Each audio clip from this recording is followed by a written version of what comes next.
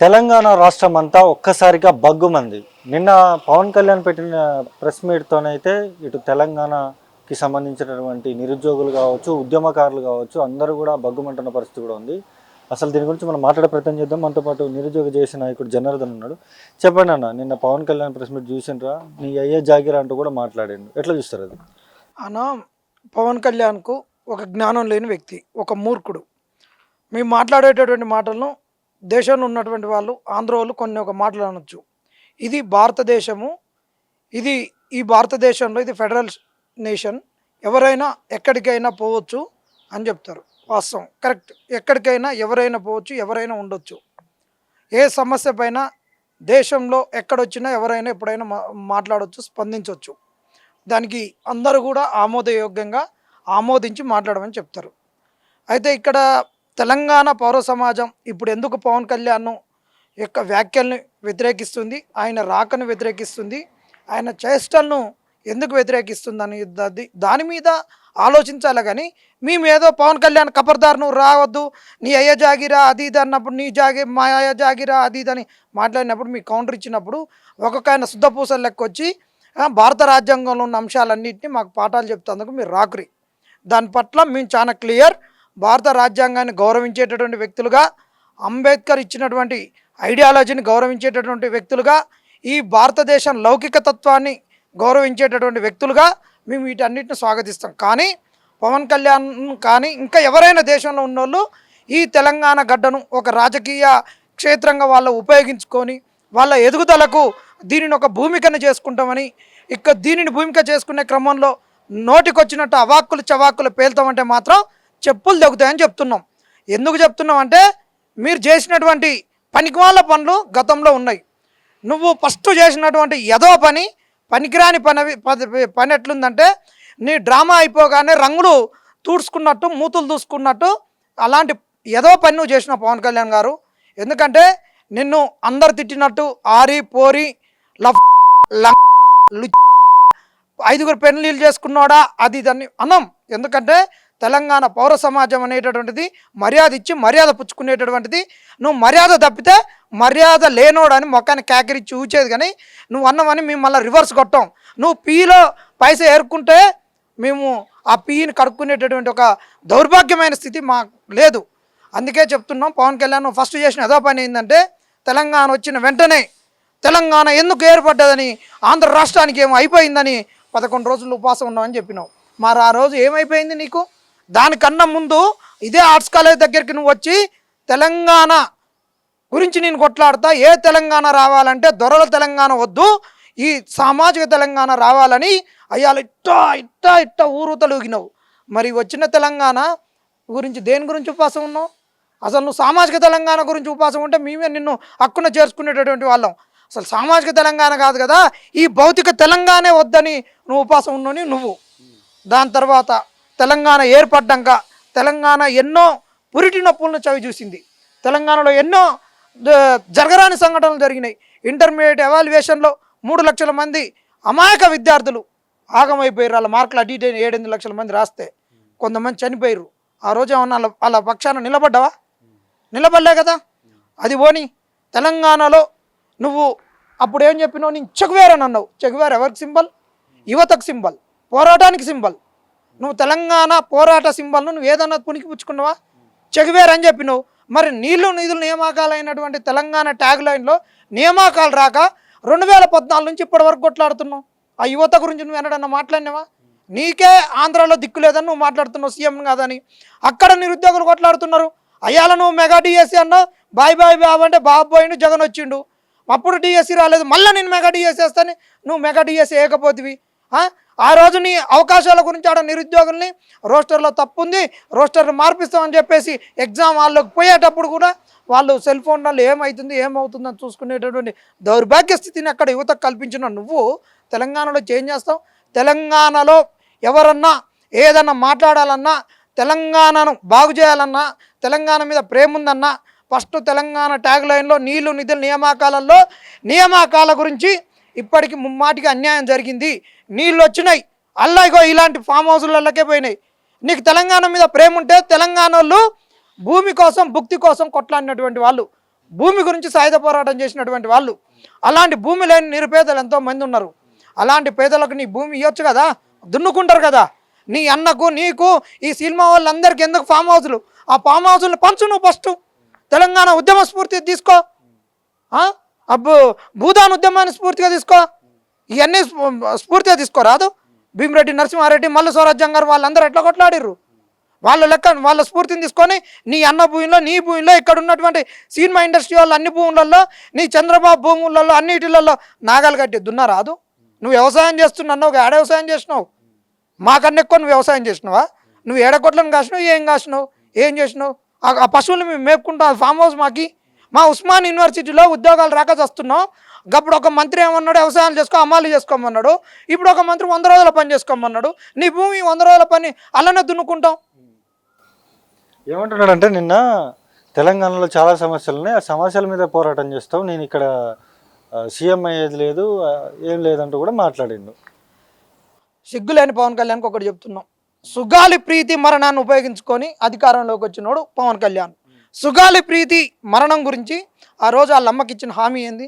తర్వాత ఆ తల్లి నాకు న్యాయం చేయనంటే నువ్వు డబ్బులు తీసుకున్నావుగా అన్నారు. చచ్చిన వాళ్ళందరికీ మరి ఎవరినింటి నీ ఇంట్లో చచ్చిరని అడిగినావా?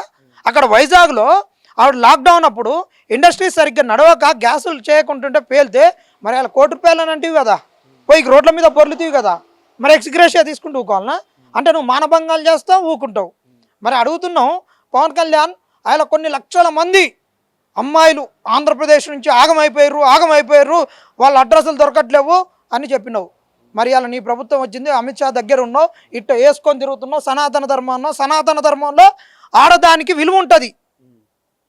ఆడోళ్ళను దేవతామూర్తులు లెక్క చేస్తారు, కొలుస్తారు, అన్ని చేస్తావు. మరి ఆడవాళ్ళు ఆ దేవతామూర్తులు తప్పిపోతే మరి వాళ్ళ గురించి ఏం చెప్తున్నావు? అక్కడ సుగాలి తల్లికి న్యాయం చేయి, సుగాలి ఆత్మకి న్యాయం చేయి. ఆ పారిపోయినటువంటి అమ్మాయిల అడ్రస్సులు తీసుకొని రా, అక్కడ చెయ్యి, అక్కడ నిరుద్యోగులకు న్యాయం చేయి. అవి చేసినాక నువ్వు ఏందో నిరూపించుకొని తెలంగాణకు వచ్చి తెలంగాణలో చెయ్యి. నువ్వు నీకు ఆడనే శాత కాలేదు, నువ్వు ఆడ కడుక్కోలేవు, తుడుచుకోలేవు, డైపర్లు వేసుకోలేవు, ఏం చేయలేవు. ఇక్కడ వచ్చి నువ్వేం చేస్తావా? నువ్వు నీ అవసరం లేదు, ఏం లేదు. ఇది ఒకటే నీ చెప్పేది, క్లియర్గా చెప్తున్నాం. తెలంగాణలో ఏంటంటే మళ్ళొక్కసారి అక్కడ కూటమి ప్రభుత్వం లెక్క ఇక్కడికి వచ్చేసి వీళ్ళందరూ ఉండి ఈ తెలంగాణను మళ్ళీ ఆగం చేస్తూ, ఈ తెలంగాణను అశాంతిపరిచి, ఈ తెలంగాణలో శాంతి లేదు, తెలంగాణని ఒక్కసారి దీన్ని కేంద్రపాలిత ప్రాంతంగా చేయాలనేటటువంటి ఒక 4 ఏళ్ళ కుట్రను ముందుగానే వీళ్ళు కుట్రను రూపుదాల్చి దాన్ని నెరవేర్చడానికి పవన్ కళ్యాణ్ అనేటటువంటి వ్యక్తి వస్తున్నాడు. వాళ్ళ గురువు యొక్క ఆకాంక్షల్ని దీన్నన్నిటిని నెరవేర్చడానికి రేవంత్ రెడ్డి ఈడున్నాడు. ఈయన పవన్ కళ్యాణ్ పావుల మనిషి వస్తున్నాడు. ఈ చల్లని పావులాలు ఎప్పుడు చల్లకుండా అయిపోయినాయి. ఈ పావుల మనిషి వస్తే ఎంత, రాకుంటే ఎంత? ఇది అవునా కాదా? ఖచ్చితంగా ఇది ఒక కుట్ర. ఆయన కాదు, నిన్న అవతరణ దినోత్సవం రోజు ఎవడన్నా పండగ పూట ఎంతసేపు మాట్లాడతారు? అందరితోటి కలిసి సంబూరంగా 12 సంవత్సరాలు నేను ఏం పని చేసినా ఇంకేదైనా అడుక్కోవాలి. ఆయనకంటే అప్పుడే ఎండ కొడుతుందని పోయిండంట. చంద్రబాబు గురువు ఒక గురువు, ఆయన శిష్యుడు ఒక ఆయన అట్లా పోయిండు, ఒక శిష్యుడు ఈ నుంచి వస్తాడంట. ఆయన అదే అమలు పరుస్తున్నాడు, ఈయన ఇంకొకటి అమలు పరుస్తేందుకు. ఒకటే చెప్తున్నాం, తెలంగాణను ఓడన్న అశాంతి పరచాలని, తెలంగాణ అస్తిత్వాన్ని దెబ్బతీయాలని. తెలంగాణ అస్తిత్వం అంటేనే ఒక ఆత్మగౌరవంతో కూడుకొని ఉన్నటువంటిది. మాకు ఇప్పటికీ ఇప్పుడు తెలంగాణలో నిరుద్యోగులం, ఆకలికి సస్తున్నాం, అయినా కానీ ఎవరికన్నా బిచ్చం అడుక్కుంటున్నావా? మీ ఆంధ్రాలో కాడికి వచ్చే మోచేతి నీళ్ళు తాగుతున్నావా? మీలాంటి నీ పవన్ కళ్యాణ్ నీ సినిమాలలో చేయించుకున్నట్టు లుచ్చా పనులన్నీ చేయించుకుంటున్నావా? మీరు చేస్తున్నావా తెలంగాణలో? అలా తెలంగాణ తలొగ్గదు. తెలంగాణ అంటే ఏంటిదంటే ఇక్కడ ఎవరో విగ్రహాలను తీసుకొచ్చి పెడితే ఇక్కడ ఊకునేటటువంటిది మేము సహించాం. ఎందుకు చెప్తున్నామంటే ఎన్టీ రామారావు ఒక రాజకీయ నాయకుడు, ఒక సినిమా ఆర్టిస్టు. మరి తెలంగాణ నుంచి ఉన్నటువంటి సినిమా ఆర్టిస్టులు పైడి జయరాజు, ఆయన ఏ స్థాయికి పోయిండు? మరి పైడి జయరాజు విగ్రహాన్ని ఆంధ్రాలో పెట్టుకోమను, ఫిలిం ఛాంబర్లో పెట్టమను, ఆంధ్రాలో ఆ కళాభవన్ దగ్గర పెట్టమను, అసెంబ్లీ ముంగట పెట్టమను. మరి వైతాళికులే అందరు మీ వాళ్ళు ఉన్నాయి. మా సురవరం ప్రతాప్ రెడ్డి ఉన్నాయా? మా వాళ్ళు ఎంతమంది ఉన్నారు? వానమాలయ ఉన్నారు, మంచి మంచి పోతన ఉన్నారు. వీళ్ళందరి మా సాహితీవేత్తల విగ్రహాలే అక్కడ మీరు పెట్టుకున్నాక నేను నిరూపించిండ్రా బాయ్, తెలంగాణలో ఆల్రెడీ విగ్రహాలు పెట్టుకున్నారు మీరు. మిమ్మల్ని ఇన్ని రోజులు మీ కృతజ్ఞతలు తెలియజేయాలి. మా వారి వీరేశలింగాని వాళ్ళందరికీ పెట్టిర్రు. మీది విస్తృత హృదయము. అంత తెలంగాణకు కాదు కదా, సమాజాన్ని బాగు చేయడానికి వచ్చిన వాళ్ళను మీరు మీ విగ్రహాలు తెలంగాణ ఏర్పడ్డాక కూడా కూలగొట్టలేదు, ఉద్యమంలో భావోద్వేగాలకై కూలగొట్టిరు, మీ కాలు మొక్కాలని చెప్పేసి నా విగ్రహాలను అక్కడ పెట్టుకున్నాక ఇంకా తీసుకురా. పవన్ కళ్యాణ్ ఏమంటున్నానంటే తెలంగాణలో చాలా సమస్యలు ఉన్నాయి, ఆ సమస్యల మీదే మా పోరాటం ఉంటుంది, మా జన సైనికులంతా కూడా దాని మీదే పోరాటం చేస్తామని చెప్పేసి అంటున్నారు. మరి నిరుద్యోగులందరూ వాళ్ళకి మద్దతు తెలుపుతారా? మరి ఇన్ని రోజులు ఏం బీకిర్రు అంటే వీళ్ళు ఇన్ని రోజులు ఏం బీకిర్రు? నిరుద్యోగ సమస్య ఎన్ని రోజులు చెంది ఉన్నది? వీళ్ళు ఎక్కడ వచ్చిర్రు? ఒక ఆయన వచ్చిండు కదా, వచ్చి కొట్లాడి ఇప్పుడు ఏమైపోయింది? తెలంగాణ సమస్యల పైన వీళ్ళకి అసలు ఏమీ లేదు. ఒక తెలంగాణలో ఒక అనుకోని ఒక సంఘటన కొంతమంది కలిసి చేసిర్రు, ఆర్థిక దోపిడీ జరిగింది ఇక్కడ. ఆ దోపిడీ పైన ఒక ఆయన ఈయన జన సైనికుడిగా వచ్చి మాట్లాడింది, దానిపైన ఒక మెమోరాండం ఇచ్చిర్రా? అసలు ఆ బాధితులను లిస్ట్ అవుట్ చేసిర్రా? ఎక్కడ పైసలు పెట్టిర్రు, ఏం పెట్టిర్రు, ఎట్లా పెట్టిర్రు, ఏమన్నా చేసిర్రా? వచ్చిర్రు అని మొత్తుకొని పాయిరి. వాళ్ళ లైఫ్లో కొరకు చేసిర్రు కాబట్టి ఏమన్నా చేసిర్రా? మేము చెప్తున్నాం, అలాంటి పోన్జీ స్కీములలో బాధితునికి ఎప్పుడు న్యాయం జరగదు. గవర్నమెంట్ని యాక్షన్ తీసుకోమన్నావు, గవర్నమెంట్ వాడు వస్తాడు 1000 కోట్లు అన్నావు నువ్వు, అలా కొన్ని అక్కడ వచ్చినోడు అందరు వేసుకొని పోతాడు, అలా బాధితునికి ఏం జరుగుద్ది? సోషల్ ట్రేడ్ అని 2017లో ఉత్తరప్రదేశ్లో 4,000 కోట్ల 3 లక్షల కోట్లకు పైన జరిగింది స్కామ్. అది దేశం నుంచి మొత్తం నుంచి మనిషి కాడ నుంచి 1,00,000 2 లక్షలు వేసుకున్నారు, అది జరిగింది. మరి ఇది ఏమన్నా జరిగిందా? ఆయన నీ సైనికుడుగా నీ వెనకనే ఇట్టు వచ్చి నిలబడి ఉంటాడు కదా, ఏం చేసిండు ఆయన? ఎవడేం చేయడు. వీళ్ళంతా చెప్తున్నా కానీ చల్లని పావుల మనుషులు ఎంతమంది ఉన్నారు? ఒక పద్ధతిగా మాట్లాడడం వచ్చా?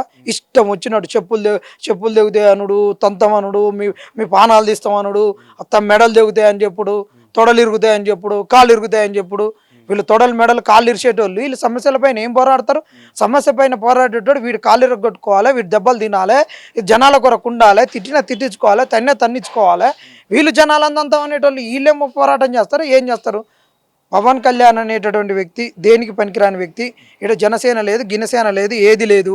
వచ్చేసారి అక్కడ జగన్ వచ్చేటట్టుంది. ఆ జగన్ వస్తే వీళ్ళందరూ మళ్ళీ కలుసుకొని గోదావరి పుష్కరాలలో జగను, పవన్ కళ్యాణ్, లోకేష్ బాబు అందరూ మునిగి వస్తారు. జనాలకు ఈయన ఎంత మంచి చేసేది ఉంటే ఆయన హెరిటేజ్ పాలల్లో క్వాలిటీ లేదని చెప్పేసి FSSAI చెప్తుంది, అలా యూరియా కలుస్తున్నాయి అవన్నీ.